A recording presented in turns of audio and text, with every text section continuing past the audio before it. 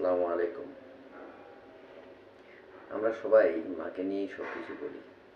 আসলে বাবা কি? কখনো আমরা ভাবি বাবা কেন?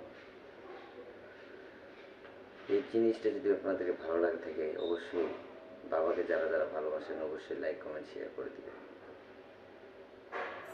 বাবা এমন একজন, বাবা হলেন সেই ব্যক্তি যার হাসির আড়ালে লুকিয়ে আছে হাজারো কষ্ট আর নিঃস্বার্থ ভালোবাসা। বাবা মানেই এক অদৃশ্য ছায়া ও বটগাছ। ততক্ষণ থাকবে শান্তি, বাবা যতক্ষণই থাকবে ততক্ষণে ওই বট গাছের মতো ছায়া দিয়ে রাখবে। আসলেই বাবার মতো আর কেউ হবে না। তাই বলছি, আমরা সব বাবাকে ভালোবাসি, শপথ করি সবাই।